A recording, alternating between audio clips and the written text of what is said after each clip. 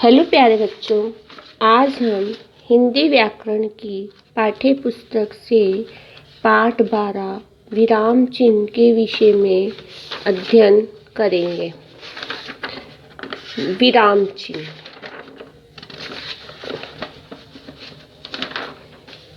विराम का अर्थ होता है रुकना।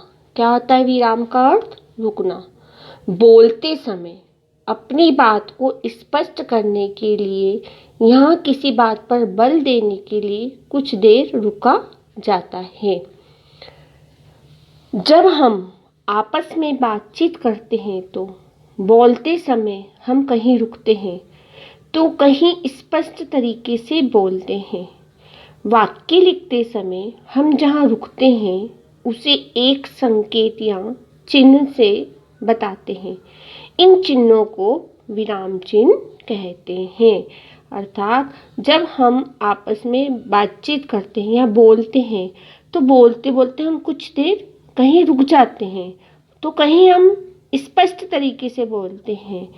तो वाक्य लिखते समय जहाँ रुकते हैं उसे एक संकेत या चिन्ह से बताते हैं। तो इन चिन्हों को विराम चिन्ह कहते हैं।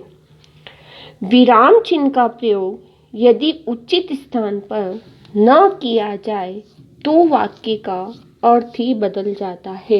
यदि हम विराम चिन्ह का प्रयोग उचित स्थान पर न करेंगे तो हमारे वाक्य का अर्थ बदल जाता है। जैसा कि आपके बुक में उदाहरण दिए गए हैं, रोको मत जाने दो। रोको मत जाने दो। इन दोनों वाक्यों में शब्द एक से हैं, लेकिन अलग अलग स्थानों पर रुकने के कारण इनके अर्थ भी अलग अलग हो गए हैं। कुछ विराम चिन्ह की उपयोगिता होती है, उनके बारे में हम समझेंगे। विराम चिन्ह लगाने से वक्ता का अभिप्राय पूर्णतः स्पष्ट हो जाता है। यानी कि जब हम विराम चिन्ह लगाते हैं तो बोलने वाला जो वक्ता होता है उसका अभिप्राय पूरा स्पष्ट हो जाता है।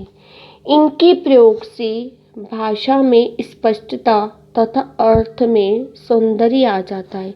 जब हम इनका प्रयोग करेंगे तो भाषा में क्या होगा, भाषा हमारी स्पष्ट हो जाएगी और जो उसका अर्थ होगा उसमें और सुंदरता आ जाती है।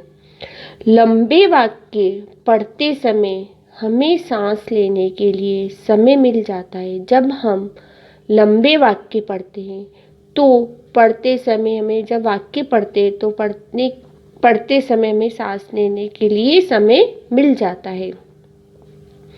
वाक्य के पढ़ने या बोलने में लहजे या लय का संकेत देने के लिए महत्वपूर्ण है। जब हम वाक्य पढ़ते हैं या बोलते हैं या जो हमारा लहजा होता है, लय होती है पढ़ने की, तो इसका संकेत देने के लिए विराम चिन्ह महत्वपूर्ण होते हैं। अब हम प्रमुख विराम चिन्ह के बारे में समझेंगे। हिंदी में मुख्य रूप से निम्नलिखित विराम चिन्ह प्रयोग किए जाते हैं। पूर्ण विराम।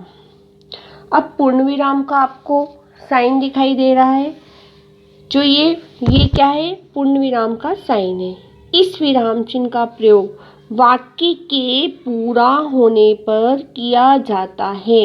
यानी कि पूर्ण विराम का प्रयोग हम करते हैं जब वाक्य हमारा पूरा हो जाता है तो हम पूर्ण विराम लगा के हमारा वाक्य पूरा करते हैं। उदाहरण देखिए, बाहर वर्षा हो रही है, अब तुम घर चले जाओ। अब बाहर वर्षा हो रही है, हमारा वाक्य पूर्ण हो गया। उसके बाद हमने क्या लगाया, पूर्ण विराम लगाया। अब तुम घर चले जाओ, अब हमारा यहाँ पे वाक्य पूरा हो गया तो हमने क्या लगाया, पूर्ण विराम लगाया। यानी कि हमारा वाक्य पूरा हो गया है। मेरा नाम ईशान है, अब मैंने अपना नाम बता दिया, उसके बाद क्या लगाया, पूर्ण विराम लगा दिया। तो इस तरह हम पूर्ण विराम का प्रयोग करते हैं। दूसरा है हमारा अल्प विराम। अब अल्प विराम का ये चिन्ह होता है जो हम कोमा लगाते हैं। वाक्य के बीच में जहाँ थोड़ा रुकना आवश्यक हो वहाँ अल्प विराम का प्रयोग किया जाता है। अल्प विराम का अर्थ होता है थोड़ा विराम। क्या होता है? थोड़ा विराम। अब इसका प्रयोग हम कब करते हैं? जहाँ पर हमें वाक्य के बीच में जहाँ थोड़ा रुकना पड़े, जहाँ 3 शब्द एक साथ आ जाते हैं, जैसे कि केले, चीकू, आम, तब केले के बाद हम लगाएंगे अल्प विराम, चीकू के बाद लगाएंगे अल्प विराम, है ना। तो इस तरह हमें वाक्य में जहाँ थोड़ा रुकना आवश्यक होता है, वहाँ पे हम अल्प विराम का प्रयोग करते हैं। जैसे ईशान, रवि और नमन घर जा रहे हैं। अब ईशान, रवि, अब इसके ईशान और रवि के बीच में हमें थोड़ा रुकना पड़ा, तो हमने किसका प्रयोग किया? अल्प विराम का प्रयोग किया। वह आया, थोड़ी देर बैठा, फिर चला गया। वह आया, अब हम सलंग बोलते, वह आया, थोड़ी देर बैठा, फिर चला गया, तो हमारा वाक्य क्या हो गया? स्पष्ट नहीं हो पा रहा। तो हमने कैसे बोला? वह आया, फिर हमने अल्पविराम का प्रयोग किया, थोड़ी देर बैठा, फिर हमने अल्प विराम का प्रयोग किया, फिर चला गया, फिर उसके बाद हमने पूर्ण विराम का प्रयोग किया। अब तीसरा आएगा हमारा प्रश्न सूचक चिन्ह या प्रश्नवाचक चिन्ह। जिन वाक्यों में प्रश्न पूछा जाता है उनके अंत में प्रश्न सूचक चिन्ह लगाया जाता है, यानी कि यह चिन्ह प्रश्नों के अंत में लिखा जाता है। कुछ प्रश्न प्रश्नवाचक शब्द होते क्या, कब, क्यों, कहाँ, कितने, कैसे आदि से बनते हैं। जैसे कि तुम्हारा नाम क्या है, तो हमने प्रश्नवाचक चिन्ह लगाया पीछे। तुम कहाँ जा रही हो, हमने प्रश्नवाचक चिन्ह का प्रयोग किया पीछे। तुम यहाँ क्या कर रहे हो, तो हमने प्रश्न सूचक या प्रश्नवाचक चिन्ह लगाया। क्या सूरज निकल आया है, तो इसके पीछे भी हमने प्रश्नवाचक का प्रयोग किया। तो हमारे अंत में शब्द वाक्य के अंत में हम प्रश्न सूचक चिन्ह लगाते हैं। चौथा आएगा हमारा विस्मयादि बोधक चिन्ह। अब ये विस्मयादि बोधक चिन्ह है। विस्मयादि बोधक चिन्ह का प्रयोग 2 स्थानों पर होता है। कहाँ होता है? इसका प्रयोग 2 स्थानों पर होता है। इसका प्रयोग मन के भाव को प्रकट करने वाले वाक्यों के साथ होता है, यानी कि जो हमारे मन के भाव प्रकट होते हैं उसके साथ, उन वाक्यों के साथ हम इसका प्रयोग करते हैं। जैसे विस्मयादि बोधकों के बाद, जैसे वाह, तुमने कमाल कर दिया। अब वहाँ के बाद हमने किसका प्रयोग किया? विस्मयादि चिन्ह का। तुमने कमाल कर दिया, तुमने बहुत अच्छा काम किया है। अरे तुम आ गए, अरे तुम आ गए।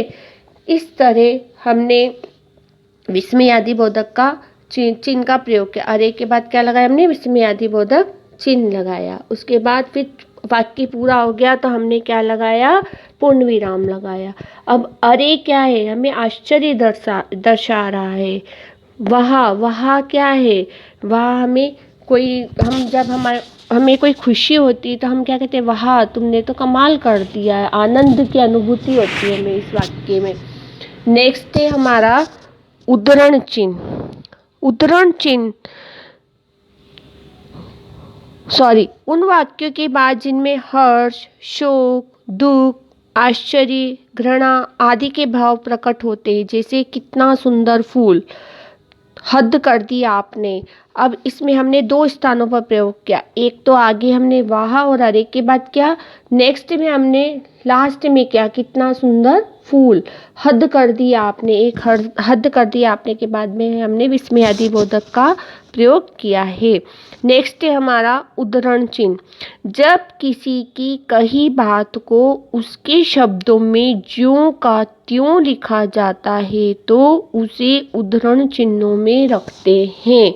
जैसे तिलक ने कहा, स्वराज्य मेरा जन्मसिद्ध अधिकार है। नेताजी ने कहा था, तुम मुझे खून दो, मैं तुम्हें आज़ादी दूंगा।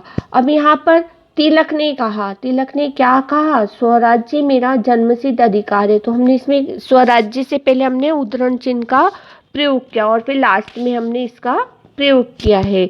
नेताजी ने कहा था, तुम मुझे खून दो, मैं तुम्हें आज़ादी दूंगा। अब तुम मुझे खून दो, तो इस वाक्य से पहले हमने उद्धरण चिन्ह लगाया, उसके बाद हमने अल्प विराम लगाया, उसके बाद फिर हमने उद्धरण चिन्ह लगा के इस वाक्य को पूरा किया है। इस तरह उद्धरण चिन्ह का प्रयोग किया जाता है, यानी कि इसका प्रयोग अक्षर, शब्द, किताब, उक्ति या उपाधि का नाम लिखने के लिए होता है। ठीक है, जब किसी की बात को उसके शब्दों में जो का त्यों, उसके बात को हम जो का त्यों लिखते हैं, तब इसका प्रयोग किया जाता है। नेक्स्ट है हमारा योजक चिन्ह। दो शब्दों का आपसी संबंध दिखाने के लिए योजक चिन्ह का प्रयोग होता है। इसका प्रयोग और शब्द के स्थान पर होता है, यानी कि दो शब्दों को जोड़ने के लिए योजक चिन्ह का प्रयोग किया जाता है। जैसे कि हार जीत। अब हार और जीत की जगह, हार और की जगह हमने किसका प्रयोग किया? योजक का, यानी कि छोटी सी लाइन खींची उसको हम योजक चिन्ह बोलते हैं। धीरे धीरे में भी हमने योजक चिन्ह का प्रयोग किया। उदाहरण देखिए, वे दोनों भाई बहन हैं। अब हमने भाई और बहन ना बोल के भाई बहन के बीच में हमने योजक चिन्ह का प्रयोग किया है। जो करो अच्छा बुरा सोच कर करो। अच्छा और बुरा और की जगह हमने किसका प्रयोग किया है? योजक चिन्ह का प्रयोग किया है। तो अच्छा बुरा सोच कर करो। नेक्स्ट है हमारा निर्देश चिन्ह। किसी बात का विवरण देने के लिए निर्देश चिन्ह का प्रयोग किया जाता है, अर्थात निर्देश चिन्ह का प्रयोग आगे आने वाले विवरण को संकेतित करने के लिए किया जाता है। जैसे हमने लिखा लिंग दो प्रकार के होते हैं, उसके आगे हम निर्देश चिन्ह देते ना, कितने प्रकार के होते? दो। जैसे पुल्लिंग और स्त्रीलिंग। सदा याद रखिए ईश्वर सर्वव्यापक है, वह सर्वशक्तिमान है। अब सदा याद रखिए, इसके बाद हमने निर्देश दिया है, निर्देश चिन्ह लगाया है। सूरज के पर्यायवाची हैं। अब हमने पर्यायवाची के हैं, इसके आगे निर्देश चिन्ह का प्रयोग किया है। सूर्य, रवि, दिनकर आदि।